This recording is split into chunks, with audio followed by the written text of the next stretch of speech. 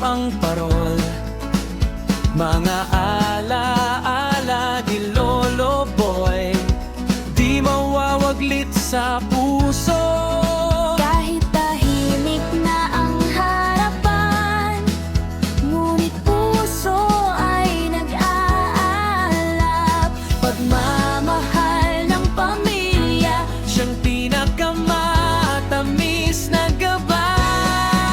Pasko ng pamilya, puso'y nagsasama. Sa bawat yakap, pag-ibig ang panimula.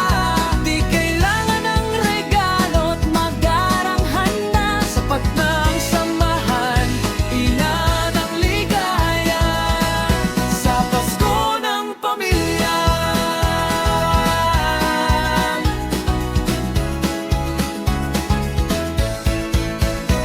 Si Ron at Teta sa kusina, abala sa hamon at iba pang handa. si Demi nag-ayos ng ilaw, si Cody at Lexie nag-aawitan pa. Bawat tawa'y alaala ng mga taon na ginugol. Pasko'y hindi lang regalo, kundi yakap na walang kondisyon. Si Ramses at Arlene may dalang bibingkat suman. Si Max at Zoe abala sa mga laruan. Gising ang tahanan sa tawanan at kwentuhan. Pasko'y dumating, puso ang nagsasalo sa hapagkainan. Sa dako paroon, sina Jonas at Jelen, kasama si David na sabik sa awitin.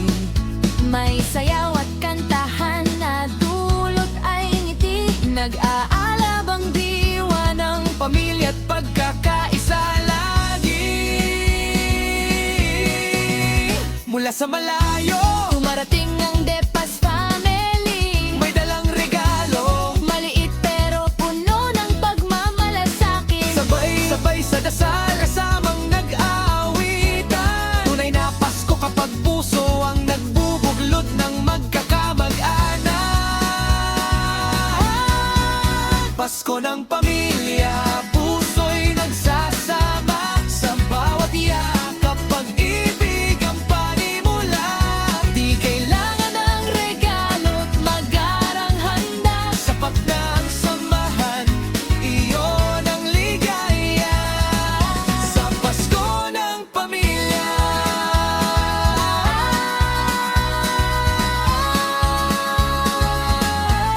Maligayang Pasko mula sa aming tahanan. Kay Lola Leoning sa mga apo't magulang. Kaarawan ni Jesus, ating ipagdiwang. Kahit walang ilaw, patrol at Christmas tree, Maligayang Pasko